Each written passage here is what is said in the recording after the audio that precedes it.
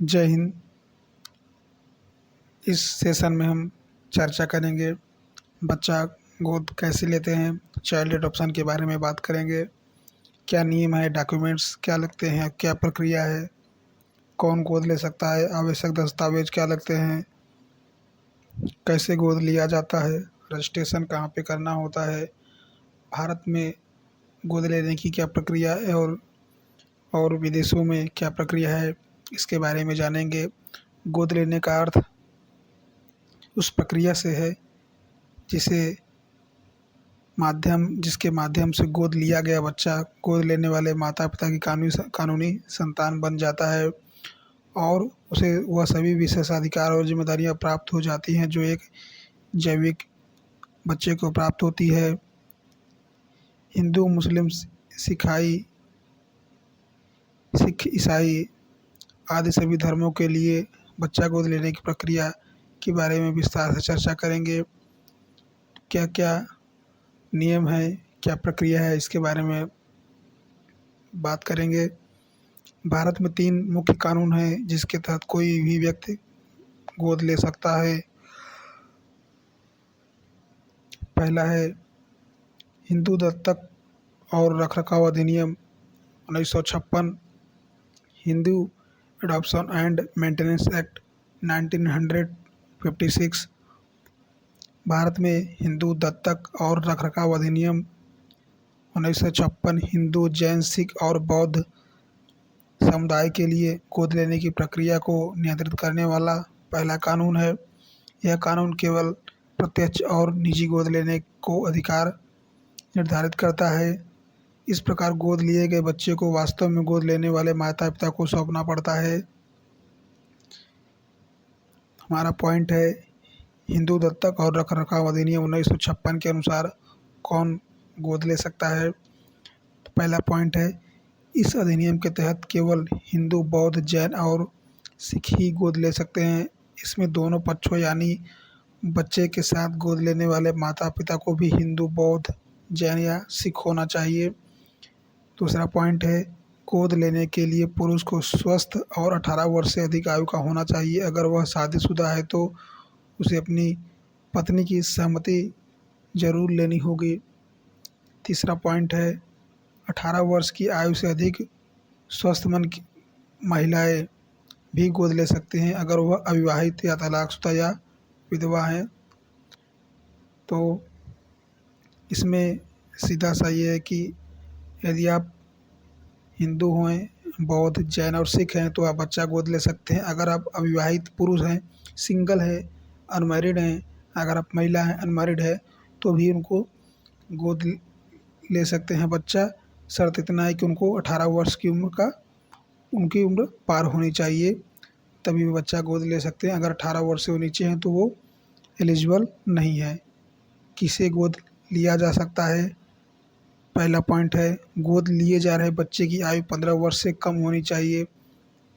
यदि बच्चे की उम्र 15 वर्ष से अधिक है तो बच्चे को गोद नहीं लिया जा सकता। बच्चे को हिंदू, जैन, सिख या बौद्ध होना चाहिए। बच्चा अविवाहित होना चाहिए। बच्चा पहले से गोद नहीं लिया गया हो। पहले से गोद लिए गए बच्चे को गोद नहीं लिया जा सकता। अन्य शर्तें जिन्हें पूरा करना भी आवश्यक है। क्या क्या शर्तें हैं उनको देखते हैं। जिस व्यक्ति के पास पहले से ही एक बच्चा है या एक कोई लड़का है वह अन्य लड़के को गोद नहीं ले सकता। एक व्यक्ति जिसके पास पहले से ही एक बच्ची लड़की एक अन्य बच्ची को गोद नहीं ले सकती। गोद लेने वाले पिता और बच्ची के बीच 21 वर्ष का अंतर होना चाहिए। गोद लेने वाले माता और बच्चे के बीच 21 वर्ष का अंतर होना चाहिए। 2 या अधिक व्यक्ति एक साथ ही एक ही बच्चे को गोद नहीं ले सकते। गोद लेने की प्रक्रिया में भी किसी भी पक्ष द्वारा कोई भी भुगतान नहीं किया जाना चाहिए। भुगतान से तात्पर्य पैसे से है।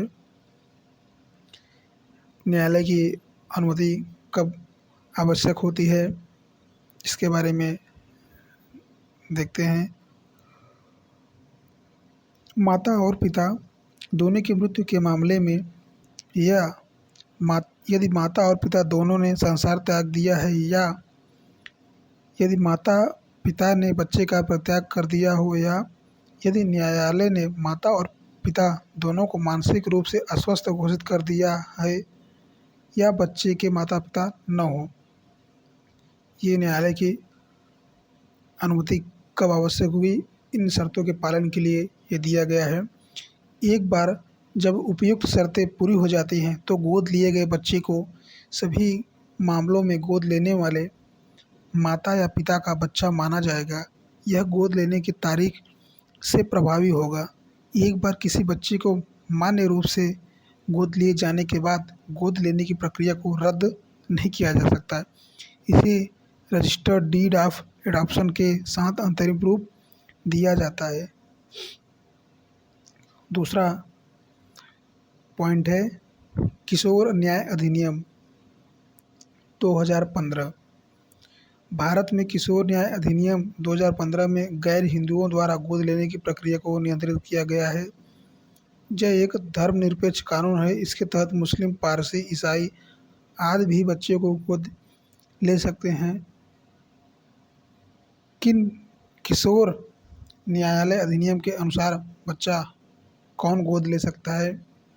पहला पॉइंट है, इस अधिनियम में प्रदान की गई प्रक्रिया का पालन करके एक NRI या एक विदेशी नागरिक भी किसी बच्चे को गोद ले सकता है। एक पुरुष या महिला, चाहे फिर वो विवाहित हो या अविवाहित, किसी बच्चे को गोद ले सकती है। या एक अविवाहित या तलाकशुदा महिला किसी भी लिंग के बच्चे को गोद ले सकते हैं, जबकि एक अविवाहित या तलाक पुरुष लड़की को गोद नहीं ले सकता। पॉइंट है इसमें, अगर पुरुष है तो वह लड़की को गोद नहीं ले सकता यदि वो अविवाहित हो। किसी बच्चे को गोद लेने के लिए विवाहित दंपति के कम से कम 2 साल तक स्थिर वैवाहिक संबंध आवश्यक हैं। किसे गोद लिया जा सकता है? किशोर न्याय अधिनियम 2015 के अनुसार एक अविवाहित व्यक्ति या शादीशुदा दंपति निम्न तरह से बच्चे की गोद ले सकते हैं। पहला है अनाथ बच्चा, दूसरा है बच्चा जो आत्मसमर्पण कर चुका है, तीसरा है एक बच्चा जिसके माता पिता ने त्याग दिया हो बच्चे को। कुछ अन्य शर्तें हैं जिसे पूरा करना आवश्यक है। भावी गोद लेने वाले माता पिता को शारीरिक और मानसिक तौर पर स्वस्थ होने चाहिए। दूसरा पॉइंट है, उन्हें बच्चे की परवरिश करने के लिए आर्थिक रूप से सक्षम होना चाहिए। तीसरा पॉइंट, यदि कोई दंपति पहले से ही 3 बच्चों के माता पिता और उन्हें गोद लेने की अनुमति नहीं होगी। लेकिन इसके लिए कुछ अपवाद भी हैं, जैसे रिश्तेदार के बच्चे को गोद लेने के लिए या बच्चे की भलाई के लिए आवश्यक हैं। चौथा पॉइंट है, यदि कोई विवाहित दंपति बच्चा गोद ले रहा है तो उनके विवाह को कम से कम 2 वर्ष पूरे हो जाना चाहिए तथा बच्चा गोद लेने के लिए उनकी संयुक्त सहमति होनी चाहिए। पांचवा पॉइंट है, गोद लेने के लिए रजिस्ट्रेशन की तारीख के रूप में उनकी उम्र के संबंध में गोद लेने वाले माता पिता की पात्रता निम्नानुसार निर्धारित है। अगर बच्चा 4 वर्ष हुए तो उसके लिए 4 वर्ष तक के बच्चे को गोद लेने के लिए जो आवश्यक शर्तें हैं, भावी जोड़े की अधिकतम आयु समग्र आयु 90 वर्ष होनी चाहिए। एकल भावी माता पिता की अधिकतम आयु 45 वर्ष होनी चाहिए। अगर बच्चा 4 से 8 वर्ष की आयु के बीच है तो इसके लिए जो आवश्यक शर्तें हैं, पहली शर्त, भावी जोड़े की अधिकतम आयु समग्र आयु 100 वर्ष होनी चाहिए। दूसरा है अविवाहित या विधुर या विधवा या तलाकशुदा पुरुष या महिला की अधिकतम आयु 50 वर्ष होनी चाहिए। अगर बच्चा 8 से 18 वर्ष के बीच के बच्चा है तो उसको गोद लेने के लिए जो आवश्यक शर्तें हैं, पहली शर्त, भावी जोड़े की अधिकतम समग्र आयु 110 वर्ष होनी चाहिए। एकल भावी माता पिता की अधिकतम आयु समग्र आयु 55 वर्ष होनी चाहिए और बच्चे को गोद लेने वाले माता पिता के कम से कम 25 वर्ष का अंतर होना चाहिए। इसका अपवाद रिश्तेदारों या सौतेले माता पिता द्वारा गोद लिया जाना है।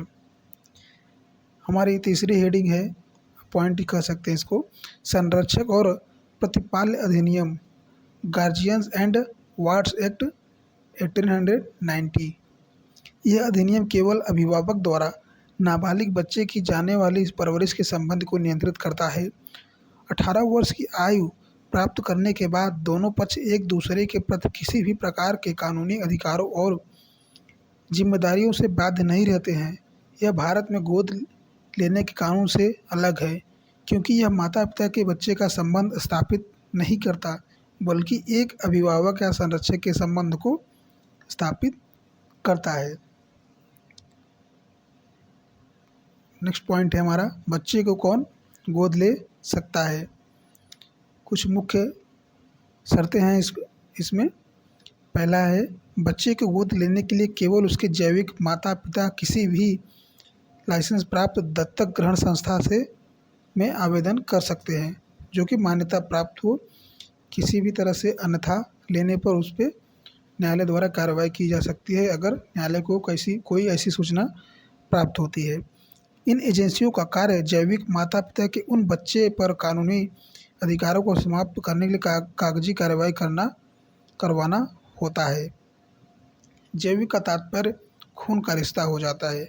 अगर आप बच्चा गोद लेते हैं, जब कानूनी प्रक्रिया पूरी करते हैं, कानूनी प्रक्रिया पूरी करने के बाद जब बच्चा आपके अंडर आता है, तो वह बच्चा आपका जैविक रूप से हो जाता है। आपको पूरा आधिपत्य बच्चे पर हो जाता है। फिर आपसे बच्चे को छीना नहीं जा सकता, ना ही अलग किया जा सकता है।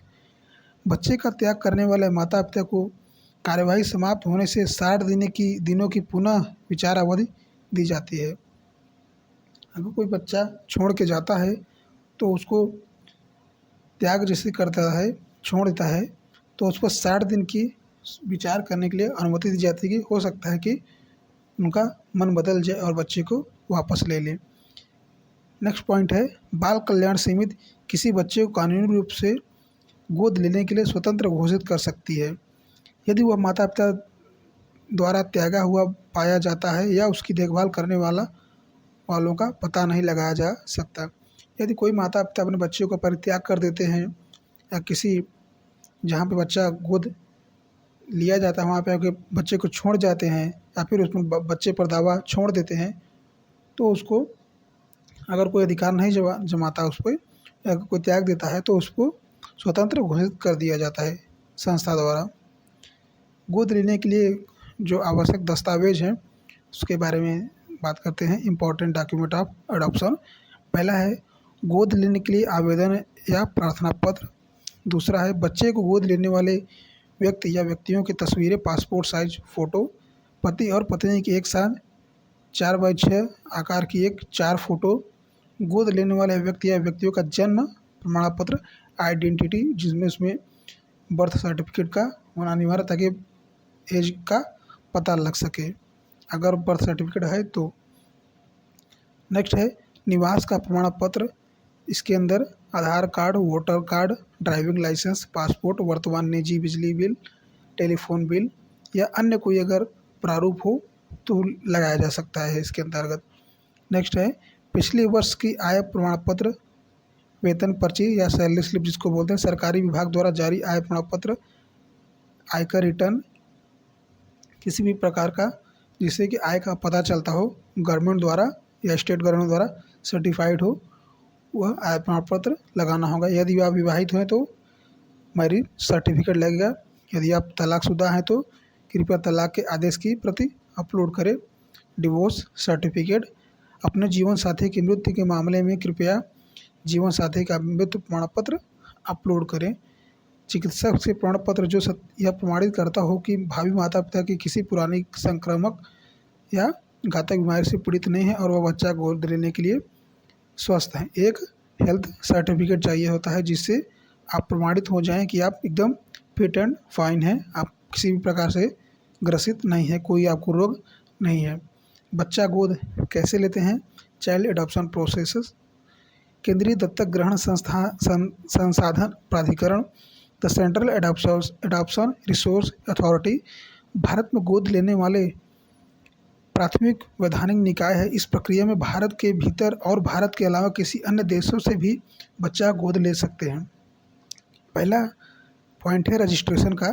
बच्चा गोद लेने के लिए माता पिता CARA central adoption resource authority की ऑफिशियल वेबसाइट जो कि दिया हुआ है, आपको सीधे गूगल या क्रोम पे जाके CARA central adoption resource authority की ऑफिशियल वेबसाइट पे जाके रजिस्ट्रेशन करना होगा। एक ऑनलाइन पोर्टल है ये ऐसा जो भावी माता पिता को गोद लेने के लिए एक मंच प्रदान करता है। इस प्रक्रिया को ऑनलाइन पोर्टल पर रजिस्ट्रेशन करके शुरू किया जा सकता है। जिला बाल संरक्षण अधिकारी DCPO से संपर्क करके भावी माता पिता को फार्म में गोद लेने की प्राथमिकताओं से संबंधित जानकारी प्रदान करने की आवश्यकता होती है। दूसरा है निवास स्थान या घर का सर्वे। गोद लेने वाले माता पिता की स्थिति जांच के लिए सामाजिक कार्यकर्ता द्वारा उनके निवास स्थान का सर्वे करवाया जाता है। यदि रजिस्ट्रेशन प्रक्रिया के पूरी होने के बाद किया जाता है, सर्वे का उद्देश्य बच्चे के अनुकूल माहौल सुनिश्चित करना है और रजिस्ट्रेशन के समय प्रस्तुत जानकारी को सत्यापित करना है। एक ऐसे सर्वे का खर्च गोद लेने वाले माता पिता द्वारा दिया जाएगा। निरीक्षण की रिपोर्ट फिर केंद्रीय दत्तक ग्रहण संसाधन प्राधिकरण की वेबसाइट पर अपलोड किए जाएंगे।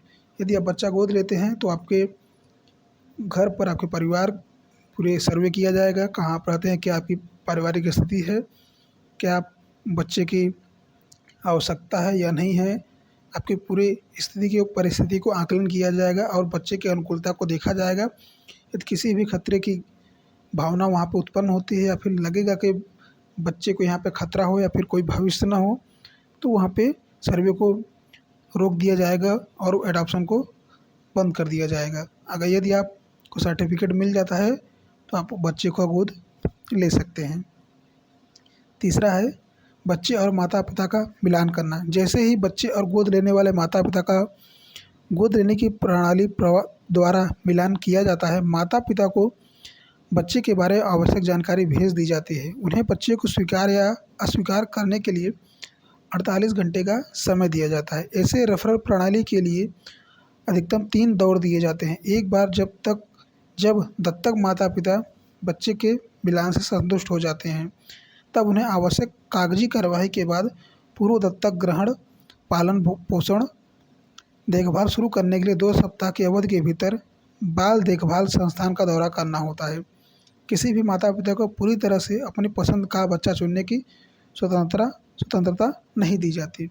यदि आप बच्चा गोद लेने जा रहे हैं, वहाँ पर किसी भी प्रकार का भेदभाव करते हैं, काला गोरा छोटा नाटा या किसी भी प्रकार शारीरिक या मानसिक तौर पे, तो आप बच्चे को गोद नहीं ले सकते। ऐसी स्वतंत्रता नहीं है कि आप बच्चे के बीच में भेदभाव करें। चौथा पॉइंट है न्यायालय की सुनवाई। माता पिता न्यायालय की सुनवाई में भाग लेते हैं। जहाँ न्यायाधीश प्रश्न पूछ सकते हैं और बच्चे के नाम पर किए गए जाने वाले निवेश को निर्दिष्ट कर सकते हैं कि आप बच्चे के लिए क्या कर सकते हैं, क्या आपके पास कोई निवेश है, क्या आपका कोई फ्यूचर है, आपकी इनकम, आय और स्थिति के जायजा ले सकते हैं। पांचवा है न्यायालय का आदेश। निवेश के प्रमाण के बाद न्यायाधीश गोद लेने के लिए आदेश जारी करता है। छठवां है बाल कल्याण के लिए प्रगति कार्यवाही। एजेंसी बच्चे की देखरेख के संबंध में न्यायालय में प्रगति रिपोर्ट प्रस्तुत करती है जो 1 से 2 वर्ष तक जारी रहती है। बच्चा गोद लेने की प्रक्रिया की अवधि, ड्यूरेशन ऑफ एडॉप्शन प्रोसीजर। अधिकांश परिवारों के लिए गोद लेने की प्रक्रिया में 2 से 4 साल लगते हैं। समय सीमा को प्रभावित करने वाला प्राथमिक कारक बच्चे के रेफरल में देरी है। लड़के या विशेष ज़रूरतों वाले बच्चों को गोद लेने के लिए तैयार माता पिता अपनी प्रतीक्षा के समय कर सकते हैं। न्यायालय द्वारा विनियमित दत्तक ग्रहण गोद लेने की प्रक्रिया। यदि किसी दत्तक ग्रहण या गोद लेने के आवेदन पर न्यायालय द्वारा निर्णय लिया जाना है, तो दत्तक ग्रहण संस्था न्यायालय के समक्ष आवेदन दायर करेगी और न्यायाधीश से मंजूरी प्राप्त करने के लिए औपचारिक तिथि प्राप्त करेगी। यहाँ पे जो दत्तक है, दत्तक का मतलब होता है जो गोद लेने वाला होता है उसी को दत्तक कहा जाता है। न्यायालय द्वारा दी गई तिथि पर गोद लेने वाले माता पिता को बच्चे के साथ न्यायाधीश की समक्ष उपस्थित होना होगा। यहाँ एक वकील की सहायता लेने का सुझाव दिया जाता है। यदि आप बिना किसी वकील के करेंगे तो आप कानूनी प्रक्रिया में फंस जाएंगे। कोई अगर आप गलती करते हैं तो आपको सजा भुगतना पड़ सकता है। न्यायालय द्वारा औपचारिक आदेश जारी किए जाने के बाद गोद लेने वाले माता पिता बच्चे का कानूनी अभिभावक बन जाता है और दत्तक ग्रहण संस्था को बच्चे का नया जन्म प्रमाण पत्र प्रदान करना होगा। दूसरे देशों में गोद लेने की क्या प्रक्रिया है उसके बारे में चर्चा करते हैं। यह प्रक्रिया किशोर न्याय अधिनियम 2015 द्वारा शासित है। दूसरे देश से बच्चा गोद लेने के मामले में अनापत्ति प्रमाण पत्र प्राप्त करना होता है, नो ऑब्जेक्शन सर्टिफिकेट। इसे केंद्रीय दत्तक ग्रहण संस्थान द्वारा जारी किया जाता है। निम्नलिखित अनुसूची द्वारा केयरिंग्स द्वारा बच्चे स्वतः ही देश के अंदर गोद लेने से अंतर्देशीय गोद लेने की ओर स्थानांतरित हो जाएंगे। पहला है 60 दिनों के बाद यदि बच्चा 5 वर्ष से कम आयु का है। 30 दिनों के बाद यदि बच्चा 5 वर्ष से अधिक आयु का है या भाई या बहन। तीसरा है 15 दिन के बाद ये बच्चे में कोई बौद्धिक या शारीरिक विकलांगता है। बच्चा गोद लेने के समय भारत में क्या करें और क्या न करें, क्या ऐसी गलती न करें कि कोई दिक्कत या प्रॉब्लम न हो जिससे कि न्यायिक प्रक्रिया में कोई रुकावट या बाधा उत्पन्न हो। गोद लेने के लिए इच्छुक किसी भी व्यक्ति को राज्य सरकारों द्वारा मान्यता प्राप्त किसी विशेष दत्तक ग्रहण संस्था से ही करना चाहिए, न कि किसी अनाधिकृत संस्था से।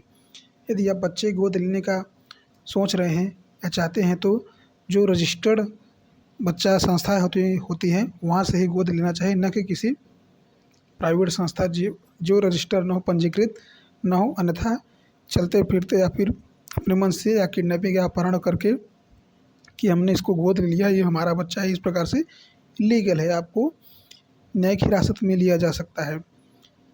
दस्तावेज अपलोड करते समय अत्यंत सावधानी और सतर्कता बरतनी चाहिए। गलत दस्तावेज रजिस्ट्रेशन रद्द करने का कारण बन सकते हैं। यदि आप फर्जी डॉक्यूमेंट या सर्टिफिकेट बना के बच्चा गोद लेने का प्रयास करते हैं तो रजिस्ट्रेशन को रद्द किया जा सकता है और न्यायालय को गुमराह करने के जुर्म में आपको सजा भी हो सकती है। लगाए जाने वाले किसी भी शुल्क के लिए केंद्रीय दत्तक ग्रहण संसाधन प्राधिकरण दिशा निर्देश का संदर्भ लिया जाना चाहिए। गोद लेने वाले माता पिता को किसी भी बिचौलिए और दलाल से सावधान रहना चाहिए। बिचौलिए का तात्पर्य किसी ऐसे व्यक्ति से है, तीसरे व्यक्ति से, जो कहेगा कि हम यहाँ से आपको बच्चा दिलवा देंगे, वहाँ से बच्चा दिलवा देंगे, आप मेरे साथ चलिए, आपको ऐसा करवा देंगे। गोरा काला किसी प्रकार के बहकावे में नहीं आना चाहिए ताकि आपको कोई दिक्कतों का सामना न करना पड़े। बच्चा गोद लेने के लिए आपको एक वकील की आवश्यकता क्यों है? भारत में गोद लेने के लिए कानून भ्रमित करने वाले हो सकते हैं। यह स्पष्ट करने के लिए कि आप अपने लिंग, आयु या धर्म के आधार बच्चे को गोद ले सकते हैं या नहीं, आपको एक परिवार वकील से संपर्क कर सकते हैं। जैसा कि हिंदू, सिख इन सब के लिए, बौद्ध के लिए एक अलग हिंदू दत्तक अधिनियम है और मुस्लिम ईसाई के लिए अलग है। तो आपको इन सब चीज़ों का ध्यान रखना पड़ेगा कि किस अधिनियम के तहत आप बच्चा गोद ले सकते हैं। इसके लिए आपको एक वकील की आवश्यकता होगी। वकील की मदद से आपको किसी भी प्रकार का सामना नहीं करना पड़ सकता है। अगर आप कोई समस्या होती है आपको वकील सब कुछ देख लेंगे। यदि आपके अधिकारों के संबंध में किसी ने आपके साथ गलत व्यवहार किया है तो आप कानूनी उपाय अपना सकते हैं। एक अच्छा परिवार वकील आपकी कानूनी कार्रवाई में हर कदम आपकी मदद करेगा। एक वकील आपके मामले के विशिष्ट तथ्यों और परिस्थितियों को समझने के बाद आपको सही दिशा में मदद और मार्गदर्शक करेगा। वह आवश्यक मुकदमा, दस्तावेज या कानूनी नोटिस का मसौदा तैयार करेगा जिससे कि आपको किसी भी प्रकार का समस्या का सामना नहीं करना पड़ेगा। आशा करते हैं आपको सेशन समझ में आया होगा और बच्चा लेने की पूरी प्रक्रिया के बारे में बताया गया है। कैसे गोद ले सकते हैं, क्या प्रक्रिया है, दस्तावेज क्या लगते हैं, रजिस्ट्रेशन क्या है, इसके बारे में हमने डिटेल से जाना। आशा करते हैं आपको वीडियो पसंद आया होगा। तो वीडियो को लाइक करिए, चैनल को सब्सक्राइब करिए और ज़्यादा से ज़्यादा शेयर करिए ताकि ये अधिक से अधिक लोगों को पहुंच सके। मिलते हैं नेक्स्ट वीडियो में। जय हिंद, जय भारत।